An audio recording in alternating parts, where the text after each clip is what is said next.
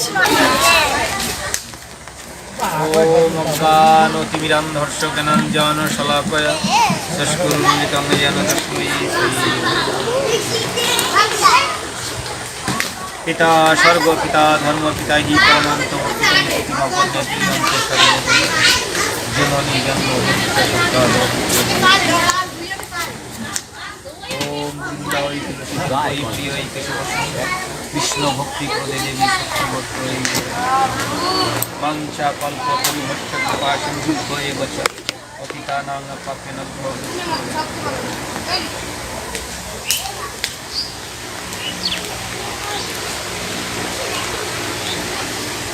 कृष्ण चैतन्य प्रभु नित्यानंद श्री अद्वैत गदाधर श्रीवासादि गौर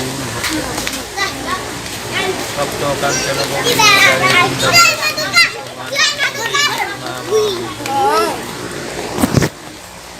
कृष्ण कल्लाचुदीन बंधु जगत्पते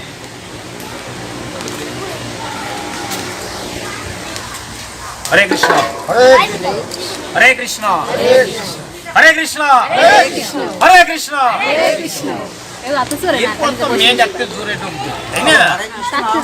জোরে ডাক দেওয়ার আগে আমরা ওই মেঘের ডাকটা বন্ধ করে দেবো হরে কৃষ্ণ নাম ঘোষণা করে দেবো তোর যত বড় ডাক আছে না কেন তার সাথে বড় ডাক বড় শক্তি বড় বজ্র আমাদের হাতে কি বজ্র নাম বজ্র তাই না এই জগতে কলির জীবের একমাত্র গতি হরের নাম হরের নাম হরের নাম ওই একমাত্র নামই কলির জীবের সর্বশ্রেষ্ঠ পথ সেই জন্য হরে কৃষ্ণ মহামন্ত্র জপ করতে হয় উচ্চেশ্বরে তার সাথে একটিবার সবাই মিলে আমরা দুটি হাত উত্তোলন করে হরে কৃষ্ণ হরে কৃষ্ণ হরে কৃষ্ণ সমগত ভক্তবৃন্দ শাস্ত্র সিদ্ধান্ত অনুসারে একটা কথা বলা ভালো ভাগবত শাস্ত্রে মহর্ষি ব্যাসদেব যখন ভাগবত লিখতে শুরু করলেন শুরু করার পরে প্রশ্ন করা হলো নারদের কাছে ব্যাসদেব প্রশ্ন করলেন যে এই যে ভাগবত লেখা হলো এই ভাগবত শুনবে কারা হরে কৃষ্ণ মনে বসে লেখা ভাগবত শুনবে কারা তখন নারদ বলেছিলেন যে সনকারীদের তুমি যে ভগবানের এবং ভক্তের যে লীলা বিলাস কাহিনী লিখেছ এইটা শোনার জন্যই আজ থেকে তুমি জেনে নাও নিমন্ত্রিত ছাড়া নিমন্ত্রণ করা লাগবে না হরে কৃষ্ণ নিমন্ত্রণ করা লাগবে না ৩৩ কোটি দেবতারা শুনবে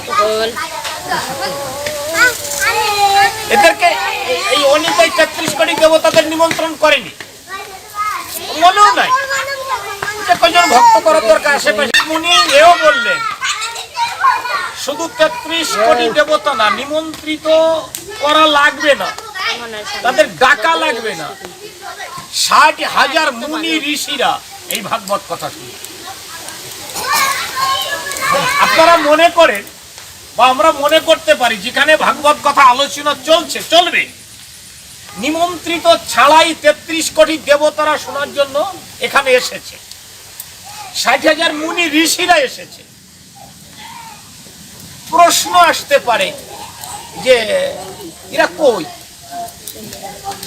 ৩৩ কোটি দেবতা কই এইগুলো কথা আজগুবি কথাগুলো কেন হয় আমরা ওই যে প্রসাদ দিয়েছি থালায় যে কয়টা সন্দেশ দিয়েছি বা রসগোল্লা দিয়েছি ওই একটা সন্দেশ কি ভগবান খেয়ে ফেলেছে এরকম পাবো 10টা সন্দেশ দেবো তো 10টা সন্দেশ ওই থালায় থাকবে কিন্তু দেইটাকে ভগবানকে ভক্তি ভগবান নেয় না নেয় যে সূক্ষ্ম আকারে সূক্ষ্ম অবস্থায় ভগবান এর স্বাদগুলো গ্রহণ করে তেমনি ৩৩ কোটি দেবতারা ৬০,০০০ মুনি ঋষি এরাও আজকে এই ভাগবত কথা শ্রবণ করছে আমাদের চর্ম চক্ষুর অন্তরালে হরে কৃষ্ণ এছাড়াও কোটি কোটি সূক্ষ্ম সূক্ষ্ম জীব আজকে এই ভাগবত রসামৃত আস্বাদন করবে এই রস আস্বাদন করার জন্য নিমন্ত্রণ ছাড়া দেবতারা আসতে পারে হরে কৃষ্ণ আর আমাদের তো নিমন্ত্রণ একটু করেছি, তাতেই আমাদের আসতে অনেকটা দেরি।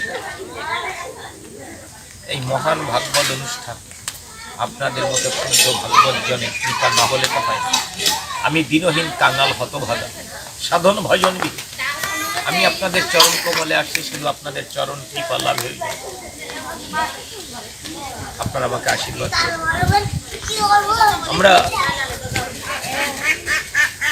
এই কর্মর্থ জীবন লাভের জন্য আমরা প্রথম গীতা থেকে একটু আলোচনা করেই আমরা পরবর্তী ধাপে চলে যেতে চাইব। একটু ভাগবত কথা আলোচনা করি। মহাপ্রভু কে জানো? আমাদের এই কলিযুগের ভগবানকে, আমাদের কলিকালে কলিযুগের ভগবানকে গৌরাঙ্গ মহাপ্রভু। যদি গৌরাঙ্গ মহাপ্রভু হয়ে থাকে, উনি কিন্তু কলিযুগের, বাংলাদেশের না, ভারতের না, থাইল্যান্ডের না, ইংল্যান্ডের না, আমেরিকান না, রাশিয়ান না, এরকম অনন্ত পৃথিবী, এই যে আমরা যে পৃথিবী বাস করি, এমন অনন্ত পৃথিবীর যিনি মালিক এই কলিযুগের, তিনি হচ্ছেন গৌরাঙ্গ সুন্দর। এই গৌরাঙ্গ সুন্দর বলেছেন, যদি কেহ আমার আইন অমান্য করে, তার এই যে কুম্ভপাক নরক, এই নরকে তার বাস, বারে বারে বাস। ওনার আইনটা কি?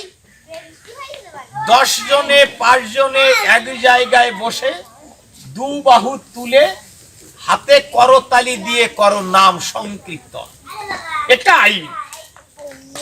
এখন আমরা হরে কৃষ্ণ বলতেছি জোরে জোরে, আমরা অনেকে বলতেছি না। 1, না করতালি দিচ্ছি, 2, না হাত উত্তোলন করছি, 3, আমরা তিনটে অপরাধের অপরাধী। কি ভালো পাঠ করতে পারি, ভালো গান গাইতে পারি, ভালো ভাগবত আলোচনা করতে পারি, নাকি বড় বক্তা, বড় গায়ক, বড় পাঠক, কোনো ক্রয় হবে না, বিক্রি হবে না। মহাপ্রভুর বাজারে আত্মসমর্পণ হয়ে হা কৃষ্ণ বলে 2 চোখের জলে বক্ষ ভাসাতে হয়। যদি বক্ষ ভাসাতে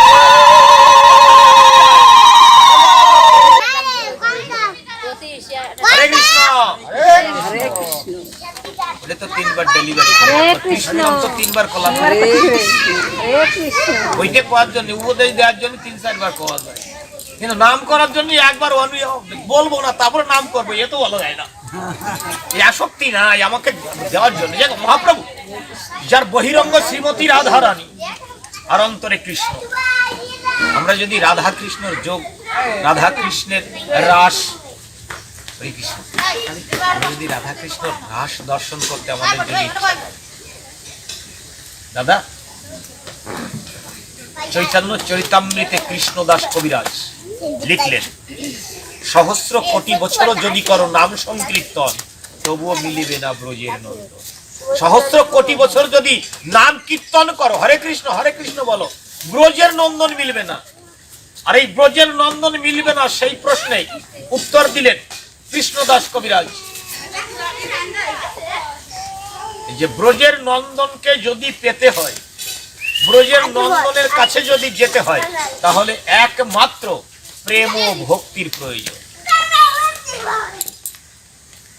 আমার প্রেমিক কবি অশ্বিনী একটা গান লিখেছে, ভক্তি বিনে সে ধন মেলে না। আমাদের যদি ভক্তি না থাকে, হরে কৃষ্ণ, তাহলে আমরা সেই ধন পাবো।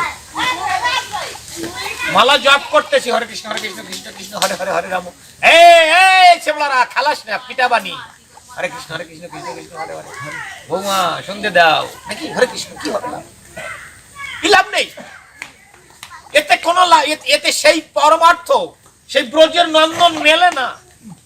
নামের সাথে এক একটা গ্রন্থির সাথে যদি এক এক ফোঁটা ভক্তি অশ্রু বিসর্জন দেওয়া যায়, ভক্তি অশ্রু ফেলানো যায়, তাহলে না নামের মধ্যে নামই বিকশিত হয়, প্রকাশিত হয়।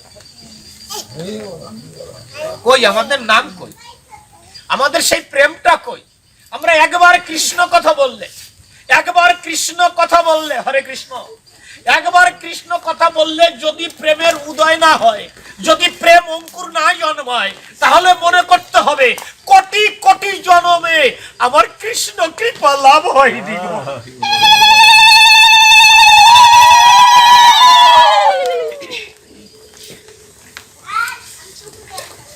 নামের মধ্যে আমাদের প্রেম একান্ত অপরিহার্য। আমরা নামের মধ্যে প্রেমের বসতি করাবো।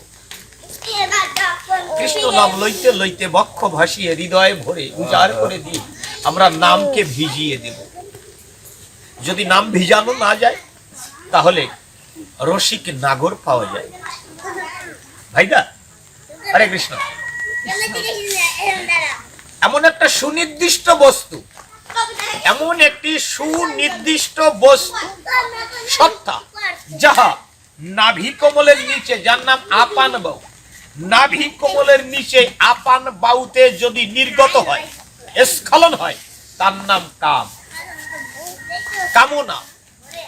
নাভি কমলের নিচে যদি সেটি স্খলন হয়, আর ওই একটি সুনির্দিষ্ট বস্তু সত্তা, যা নাভি কমলের উপর প্রাণবায়ু যাকে বলে, নাভি কমলের উপরে প্রাণবায়ু যাকে বলে, এই প্রাণবায়ুর উপরে যদি আনা যায় সেই একই নির্দিষ্ট বস্তুটাকে, ধীরে ধীরে ইড়া এবং পিঙ্গলা, এই ইড়া পিঙ্গলার মাঝখানে একটা সুষমা নাড়ি আছে। এই যে ভাগবত পাঠ শুনতে বসলে ঢং ঝঙে বসা উচিত না। সুনির্দিষ্ট ভাবে মেরুদণ্ড সোজা করে, সুষমা নাড়ি সোজা করে বসতে হয়। কেন? কখন কখন ভাগবত প্রেমে আস্বাদন পেয়ে আমি যে একমাত্র ভক্ত শ্রীমতী রাধা স্বরূপা, আর আমার প্রাণ কিশোর প্রাণবল্লভ মদন মোহন বংশীধারী, আমি মদন মোহন বংশীধারীর সাথে একটু রমণ করব, মিলন হব, এইটা যদি বক্ত আকারে বসা হয়, আসন করা হয়, তাহলে এই সহস্রায় ভগবান থাকেন, উনি মদন মোহন বংশীধারী। উনি মদনকে মোহন করবেন। এই পিতৃ মাতৃ রজ সত্তা, এই সত্তা যখন ধীরে ধীরে সুষমা নারীর ভিতর দিয়ে যখন সহস্রায় এসে যখন ভগবান শ্রীকৃষ্ণের পাদ পদ্মে এই রাধা কৃষ্ণের মিলনের মতো, যুগলের মতো পিতৃ মাতৃ সত্তায় যখন ঘর্ষণ হয়, মিলন হয়, তখন এক প্রকার ওখানেও রেত পাঠ হয়। সেই রেতটা কামনার না, সেই রেতটা হচ্ছে প্রেমের, তার নাম ভক্তি। জয় নিতাই, জয় গৌর। আমাদের সেই ভক্তি কোন? আমাদের ভক্তি না থাকলে হবে, আমাদের ভক্তির বিলাস না থাকলে হবে। আমরা যদি সেই পিতৃ মাতৃ প্রেম সত্তাগুলোকে যদি যতনের মাধ্যমে যদি উদ্গরণ না করতে পারি, উত্থাপন না করতে পারি। হরে কৃষ্ণ।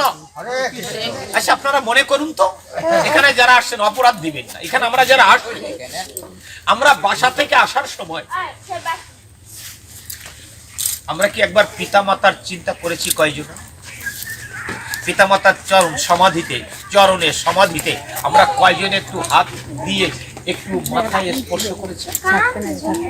আবার একটু পরেই তো স্তব করবো, পিতা স্বর্গ, পিতা ধর্ম, পিতা হি পরম তপ, পিতরি প্রতিমা পণ্যে প্রিয়ন্তে সর্বদেবতা। হরে কৃষ্ণ। হরে কৃষ্ণ না, হরে কৃষ্ণ। লোকনাথ ব্রহ্মচারী, এই তুই পিছনে বয়ে, তুই পিছনে যা, পিছনে যা, তুই সামনে বসে বেশি টাকা তাকিয়ে দেখছি। লোকনাথ ব্রহ্মচারী যখন এটা ভাগবত আলোচনা, খুব সিরিয়াস অবস্থা, যেটা ভাবা হয়, যা ভাবা হয় তাহা নয়। ভাগবত আলোচনাটা যা ভাবা হয় তাহা নয়। ভাগবত আলোচনা শুনতে এলে শুধু পুণ্য লাভ হয় না, যতটুকুন পুণ্য লাভ হয় তার দ্বিগুণ পাপও গ্রহণ করে নিতে হয়। ভাগবত আসরে যদি কোনো ভক্ত হৃদয়ে আঘাত লাগে, তাহলে ওই যে ভক্তের হৃদয়ে আঘাত লাগবে, ওই ভক্তের যে পুণ্য পাপ থাকবে, যদি পাপ করে থাকে ভক্ত, ওই পাপটা স্খলন হয়ে যাবে, সেই ভক্তের গায়ে জড়াবে, যে ভক্তটা ওই ভক্তকে কষ্ট দিল, বেদনা দিল। ভাগবত কথা এমন প্রেমের এবং মধুর কথা, যেখানে এলে আমার মন মানসিকতা কখনো দূরবর্তী করা যাবে না। লোকনাথ আর বেণীমাধব দুজনে পাহাড়ে সাধনা করতে বসে। তা সাধনা করতে বসলে অনেকগুলো লাল পিঁপড়ে বেণীমাধব এবং লোকনাথকে জড়িয়ে ধরেছে, কামড়াচ্ছিল। বেণীমাধব কামড়ের চোটে উঠে গেছে, সহ্য করতে পারে। লোকনাথ বসে আছে। দীর্ঘ সময় পর লোকনাথ যখন উঠে বেণীমাধবের কাছে এসেছে, বেণীমাধব ডাক দিয়ে বলেছে, দাদা লোকনাথ, আমি লাল পিঁপড়ের কামড়ে উঠে এলাম, তোমাকেও কামড়াচ্ছিল, তুমি ওঠোনি কেন? বেণীমাধবকে বলেছিল লোকনাথ যে, বেণীমাধব, আমি আমাতে ছিলাম না। আমি যখন ধ্যানে ছিলাম, সাধনায় ছিলাম, তখন আমি আমাতে ছিলাম না। এ দেহটা ছিল, দেহটার মধ্যে যে প্রাণ, যে প্রাণে আমাকে আঘাত দিলে কষ্ট পাবো, সুখ দিলে আনন্দ পাবো, এই প্রাণটা আমার কাছে ছিল না। এই প্রাণটা চলে গেছিল প্রাণেশের কাছে। প্রাণেশকে? ঈশ্বর, সেই গোবিন্দের কাছে চলে গিয়েছে। তাই গোবিন্দের কাছে চলে যাওয়া দেহ থেকে ওই দেহে যদি কামড়ায়, লাল পিঁপড়ায়, সেই কামড়ে বেদনা পাই। লোকনাথ কত বড়, যার নাম জলে রনে বনে জলে জঙ্গলে যেখানে স্মরণ করিবে সেখানে আমাকে পাইবে। আর বেণীমাধব ওই পর্যন্তই শেষ। আমরা ভাগবত জীবন লাভ করবো 10 মিনিট, 15 মিনিট, আধা ঘন্টা, কিন্তু ভাগবত জীবন লাভ করব ভাগবত জীবনের ভিতর ঢুকে। হরে কৃষ্ণ। এই জন্য আমাদের ভাগবত জীবনটা খুব প্রেমের ভাবতে হবে, রসালো ভাবতে হবে। কি যেন কইরে আমার গৌরচন্দ্র না, এই গানটা গাইতে না, এসো গৌর নিত্যানন্দ রায়। একজন ভিক্ষুক ভিক্ষা করতে আসছে, একজন ভিক্ষুক ভিক্ষা করতে আসছে। এ মা সকল বাড়ি আছো নাকি? ভিক্ষা দিয়ে যাও। ওই মা চিন্তা করে এই ফোড়া খাটি বাড়িতে নামে না, ওরে ভিক্ষা দেওয়া যায় ওই শুরু। আর যদি কেউ যে বলে, মা গো, ওমা, আমি একজন দিনহীন কাঙ্গাল হতভাগা ছেলে, ক্ষুধার তাড়নায় ভাসছি না, আমাকে দুটো ভিক্ষা দে মা। বাবা তুমি ঘরে আসো, আগে ভাত খেয়ে নাও, তারপরে তোমার। তাই এসো গৌর নিত্যানন্দ রায়, যে গৌরকে আনার জন্য, যে গৌরকে আনার জন্য শিব পরবর্তী এই কলিযুগে অদ্বৈত প্রভু হয়েছে। অদ্বৈত প্রভু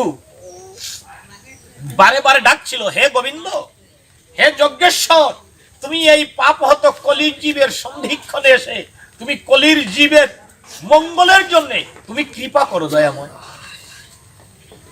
অদ্বৈত প্রভুর শিব অদ্বৈত প্রভুর ডাক শোনেনি।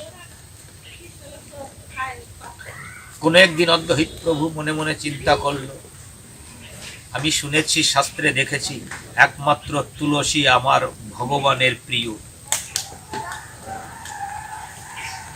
উনি তুলসীকে অবজ্ঞা করেন না, গ্রহণ করেন। অদ্বৈত প্রভু তুলসী চয়ন করে, চোখের জলে চয়ন করে, প্রত্যেক দিন 108টা তুলসী ওই গঙ্গার জলে ভাসিয়ে দেয় আর প্রার্থনা করে, প্রভু তুমি যদি তুলসীকে অবমাননা করো না, তোমার যদি প্রেয়সী হয়, পাঠিয়ে দিলাম, কৃপা করে জীবের জন্য, আমার জন্য না, জীবের জন্য তুমি জগতে চোখের জলে নাভি কোমলে নেই। কিন্তু ভগবানের করুণা হলো না, এত ডাকার পরেও। একদিন অদ্বৈত প্রভু মনে মনে চিন্তা করল, যদি আমার ডাকে জগতের কল্যাণের জন্য যদি ভগবান না এলো, তাহলে এই জীবন আমি আর রাখবো না। হরে কৃষ্ণ। এই জীবন আমি আর রাখবো না, আমার এই জীবনটা ওই গঙ্গায় বিসর্জন দেব। ওনার স্ত্রীর নাম সীতা দেবী। অদ্বৈতের স্ত্রীর নাম সীতা দেবী। সীতা দেবীকে আজকে বলছে, সীতা তুমি আজকে বিশ্রাম করবে একা একা ঘরে, আর আমি গিয়ে আজকে মন্দিরে থাকব। সীতা দেবী চিন্তা করলো, আমি যতদিন আমার প্রভুর চরণে এসেছি আজ পর্যন্ত আমাকে রেখে একটা রজনী অন্য স্তর বিশ্রাম করেনি, আজকে করবে কেন? যেহেতু স্বামী প্রতিবাদ করবে না, অদ্বহিত প্রভু ঘর থেকে বের হয়ে মন্দিরে গিয়ে সন্ধ্যার সময় কপাট বন্ধ করে দিল, দরজা বন্ধ করে দিল। আর সীতা দেবীও তার ঘরের দরজা বন্ধ করে দিয়ে অদ্বহিত প্রভু মন্দিরে কি করছে? অদ্বহিত প্রভু জানে সীতা দেবী তার ঘরের দরজা বন্ধ করে দিয়ে তার ঘরে যে একটা সুন্দর বিছানা তৈরি করে সেখানে অদ্বহিত প্রভুকে রেখেছে। মনে মনে অদ্বহিত প্রভুকে রেখেছে, সীতা দেবী বসে অদ্বহিত প্রভুর সামনে। এখন দুটি হাত জোড় করে সীতা দেবী, অনেকটা দূরে ঘর, সীতা দেবী মনে মনে বলতেছে, প্রভু তুমি আজকে রজনীতে যে কাজটি করবে গোবিন্দ মন্দিরে বসে, আমি যদি সত্যি সত্যি তোমার অর্ধাঙ্গিনী হই, আমি যেন তোমার সমস্ত কিছু শুনতে পারি, জানতে পারি, দেখতে পারি। দুই চোখের জল যখন ছেড়ে দিল সীতা দেবী দেখতে পায় যে অদ্বহিত প্রভু মন্দিরে বসে গোবিন্দের চরণ কমল ধরে প্রার্থনা করছে, হে গোবিন্দ, আমি ভেবেছিলাম আমার ডাকে তুমি জগতে এসে জগতের কল্যাণ করবে, কিন্তু তুমি আমার ডাক শুনলে না। তোমার প্রিয় প্রিয়সী তুলসী, তাকেও ভাসালাম গঙ্গার জলে, তুমি তা তো এলে না। আমি বুঝেছি এই পুরা অদ্বহিতের ডাকে তুমি জগতে আসবে না, কারণ এই অদ্বহিত বোধ হয় তোমার প্রেমের, তোমার সাথের সাথী হতে পারিনি। প্রভু, আজ আমি সিদ্ধান্ত নিলাম তোমার চরণ কমলে, আজকে তুলসী নিয়ে হাতে আমি চলে যাব গঙ্গায়। গঙ্গায় গিয়ে এই তুলসী ভাসিয়ে দেব। যদি দেখি তুমি আসছো মনে হয়, তাহলে এই অদ্বহিতের জীবন রাখবে, আর যদি তুমি না আসো তাহলে এই অদ্বহিতের জীবন রাখবে না, ওই গঙ্গার জলে সমাধি হবে।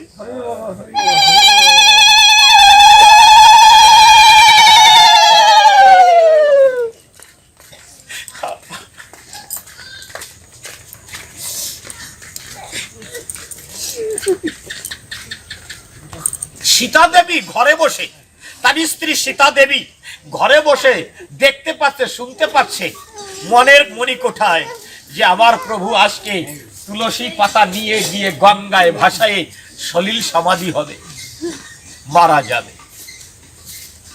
দুই চোখের জল ছেড়ে দিয়ে প্রভুর চরণ তল ভিজিয়ে দিচ্ছে স্বামী মনের মনে মনে। রাত যখন ফর্সা হয়ে এলো, ব্রহ্ম মুহূর্ত, তুলসীর কাছে গিয়ে অদ্বহিত প্রভু তুলসীকে দর্শন করে ডাকতে বলছে, ওমা, তুই না তুলসী, তুই না কৃষ্ণ প্রিয়সী। যদি তুই কৃষ্ণ প্রিয়সী হবি, তুই যদি কৃষ্ণকে ভালোবেসে থাকবি, আর কৃষ্ণ যদি তোকে ভালোবেসে থাকবে, কথা দিলাম আজকে তোর বুটা থেকে তুলে তুলে নিয়ে গঙ্গায় আজকে আমার জীবনটাকে শেষ করে দেব। আর কোনদিন এই হতভাগা কাঙাল অদ্বহিতের হাতে তোর চয়ন করে গোবিন্দের চরণে দেব না।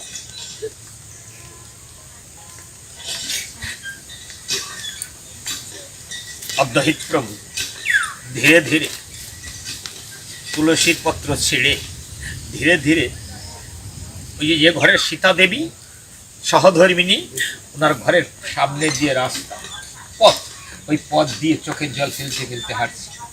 যখন দরজা পাশ করে ঘরের ওই পাশে গেছে, তখন সীতা দেবী দরজা খুলে বাইরে এসে ডাক দিয়েছে, প্রভু, ও প্রভু, তুমি কোথায় চলেছ? তোমার জীবনটাকে, তোমার দেহটাকে গঙ্গায় বিসর্জন দেবে? তোমার ডাকে ভগবান আসছে না, এই জন্য তোমার জীবনটা বিসর্জন দেবে? তুলসী তুলেছ, তুলসীকে বলেছ আর জীবনে কখনো তুলসী তুলবো না।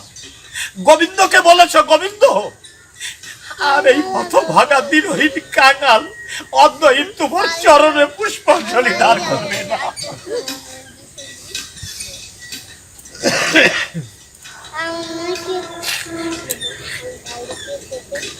ও প্রভু, প্রভু, তোমার একার ডাকে ভগবান আসবে কেন? তুমি আমাকে সঙ্গ করবে না? অদ্বৈত প্রভু চিন্তা করলো মনে মনে যে আমি গভীর রাতে মন্দিরে বসে ভগবানের কাছে আলাপ করেছি এই কথাগুলো, ও তো ছিল অন্য ঘরে, কেমন করে জানলো? ফিরে এসেছে, ফিরে এসে ডাক দিয়ে বলেছে, সীতা একটা কথা দিলে কি? আমি যে কথাগুলো বলেছি গভীর রাতে গোবিন্দের কাছে, কেমন করে তুমি তা জানলে? সীতা দেবী ডাক দিয়ে বলছে, কেন? আমি না তোমার অর্ধাঙ্গিনী, তুমি সেই পূর্ণ ব্রহ্ম, পূর্ণ পরম পরমেশ্বর যিনি পূর্ণ, তাকে তুমি আনবে। তুমি একা তো অর্ধেক, আর অর্ধেককে রেখে ঘরে তুমি কি আনবে সেই পূর্ণেশ্বরকে?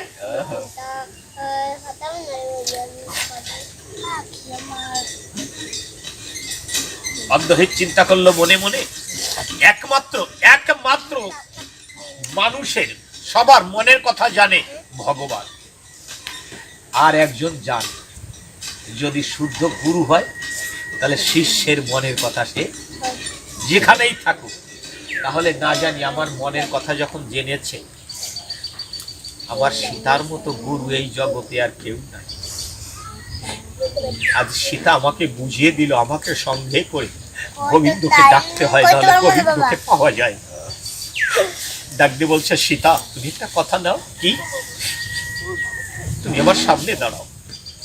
সীতা দেবী দাঁড়িয়েছে, দুটি হাত জোর করে করপুটে হাঁটু গেড়ে দিয়ে মাটিতে অর্ধহিত প্রভু তার স্ত্রী সীতা দেবী চরণের পাশে গিয়ে ডাক দিয়ে বলেছে, সীতা তোমার মতো গুরু আমার এ জগতে একজনও নাই।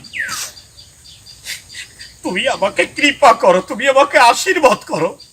আজ তুমি যে জ্ঞান আমাকে দান করলে, তুমি যে দীক্ষা দিলে, তুমি যে অজ্ঞান নয়নটাকে তুমি যে জ্ঞানময় করে দিলে, তোমার মতো গুরু হয় না। তুমি তুমি আমার প্রণাম গ্রহণ করো।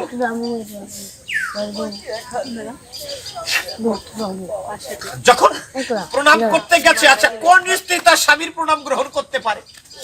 পারে কি? সীতা দেবী ডাক দিয়ে বলছে, প্রভু তুমি আমাকে প্রণাম করো, প্রণাম করো। তোমার প্রণামে আমি যদি অনন্ত নরকেও যাই, আমি যদি অনন্ত নরকে যাই, তবু জানবো আমি নরকে গেলেও আমার প্রভু ডাকে জগৎ প্রভু জগতের কল্যাণের জন্য এসেছে।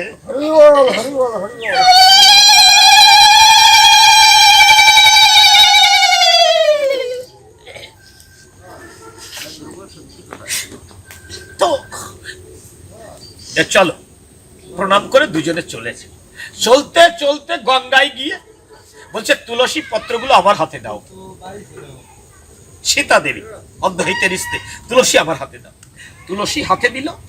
তুলসী হাতে দিলে আকণ্ঠ জলে নেমে এক একটা তুলসীকে চোখের জলে ভিজায়, সীতা দেবী চোখের জলে ভিজায় কৃষ্ণ নাম লেখে ডাক দিয়ে বলছে, তুলসী তুমিও সতী আর আমিও সতী, তুমিও নারী আমিও নারী, নারীর একমাত্র গতি পরমপতি। আমার চোখের জলে তোমাকে সাজিয়ে পরমপতির নাম লিখে দিলাম তোমার অঙ্গে। আমার প্রার্থনা নিও, আমার প্রভু জাগতিক জগতের অদ্বৈত প্রভুর হাতে এই তুলসী তুমি গিয়ে সজোরে আমার ভগবানকে সেই গোলক থেকে ভুলকে নামাই নিয়ে এসো। এক একটা তুলসী লিখে দেয় কৃষ্ণ নাম আর জলে ভাষায় অদ্বৈত প্রভুর মাধ্যমে। অদ্বৈত প্রভু যখন জলে ভাষায় অদ্বৈত প্রভু দেখতে পেল তুলসী পত্রগুলো জলের উজান দেশে, জল যাচ্ছে ধরুন উত্তর দেশে, উত্তর দিকে, তুলসী পাতাগুলো চলে যাচ্ছে দক্ষিণ দিকে উজান দেশে। অদ্বৈত প্রভু ডাক দিয়ে বলল, যাও তুমি গৃহে যাও, আমি বুঝেছি আজকে পূর্ণ হয়েছে, তুমি পূর্ণবতী তোমার পুণ্য সার্থকতা জন্মেছে। ওই দেখো তুলসী জলের উজাম দিকে ধা দিচ্ছে। জলের উজাম দিকে হাঁটতে হাঁটতে হাঁটতে হাঁটতে গিয়ে দেখতে পায় নাভি কোমলে নেমে মা শচী দেবী স্নান করার আগে স্তব করে, হরে কৃষ্ণ, গায়ত্রী জপ করে। আমাদের মা মাসিরা তো এখন আর গায়ত্রী জপ করে না, করে? কেউ কি স্নান করতে গিয়ে কত বকাবকি করে, গায়ত্রী আর জপ করে না। এমনি তো টিউবওয়েল এসেছে আর জলে নামা লাগে না। গায়ত্রী যখন জপ করতেছিল, যে কলসটা নিছিল, ওই কলসির উপরে আঁচলটা রেখেছিল। তা আঁচলটা রাখলে মা শচী দেবীর নাভি কোমলটা ফাঁকা রয়ে গিয়েছিল। আর নাভি কোমলে নেমে তপ জপ করতে হয়। যখন নাভি কোমল নেমে স্তব করতেছিল, ধীরে ধীরে তুলসী পত্রগুলো ধীরে ধীরে ভাসতে ভাসতে ভাসতে ভাসতে এসে মা শচী নাভির কোমলের ভিতরে আস্তে আস্তে সব প্রবেশ হয়ে গেল। অদ্বৈত প্রভু বুঝে নিল, জেনে নিল যে আর কোনো দুঃখ নেই, আর কোনো সংশয় নেই, আর কোনো ভয় নেই। আনন্দ কেন? আমার জগদীশ্বর, ঈশ্বর পরম কৃষ্ণ, সচ্চিদানন্দ বিগ্রহ, অনাদির আদির গোবিন্দ, সর্ব কারণের কারণ যিনি, উনি আমার মা শচীর ঘরেই আসতেন। মা শচীর ঘরে মা শচী দেবী স্নান করে যখন উপরে দাঁড়িয়েছে, অদ্বৈত প্রভু গুরু চুল ফুল পেকে গেছে। অদ্বৈত প্রভু পাশে গিয়ে ডাক দিয়ে বলছে, মা আমি একটা প্রণাম করবো তো? বলছে, তুমি আমার এদের এলাকার সবচেয়ে বুড়ো গুসাই, তুমি প্রণাম করবে কেন? বলছে, মা তোকে প্রণাম করব না, আজ তোর গর্ভে যে আসছে আমি তাকে প্রণাম করব। শচী কথা কিন্তু জানে না সে গর্ভবতী। হরে কৃষ্ণ। বলছে, মা যেদিন তোর সন্তান প্রসব হবে, তুই সেদিনকে এই হতভাগা দিনহীন কাঙাল অর্ধহিতকে একটা খবর দিবি। আমি আসবো রে মা, যিনি জগৎকে আলো দান করার জন্য আসলেন, আমি সেই মহাপ্রভুকে একটা প্রণাম জানাব। ঠিক এমনি একটা দিন হলো, ফাল্গুনে পূর্ণিমার তিথি, নক্ষত্র ফাল্গুনি, হেনকালে জন্ম নিল আমার গৌর মণি। আজকে তাহলে অদ্বৈত প্রভুর চোখের জলেও ভগবান আসে না। এখন আমি আলোচনাটা এই জন্য এনেছিলাম যে আমরা যদি গৌর নিতাই এসো, আমি যদি আমার যদি হৃদয়টাকে উজাড় করে না দিয়ে, আমার ভক্তিটাকে উজাড় করে না দিয়ে আমি যদি তাকে আহ্বান করি, আসলে কি আহ্বানে সন্তুষ্ট হবে ভগবান? ভগবান কি আসবেন? এই জন্য আমার মা ভালো সবার কাছে প্রার্থনা করবে যে আমরা যখন কীর্তন আদি করব, তখন কীর্তনের সারমর্ম উপলব্ধি করে কীর্তন করব। বিশ্ববন্ধু আরেকটা গান আছে না বাবা, কইরে আমার গৌর চন্দ্র এসো, নিত্যানন্দ প্রাণের হরি। জয় নিতাই, জয় গৌর। আমরা যেন ভগবানকে, আমরা যেন যার যার ইষ্ট দেবতাকে আহ্বান করার সময় যেন হৃদয়টা ভিজেই দিয়ে দিতে পারি।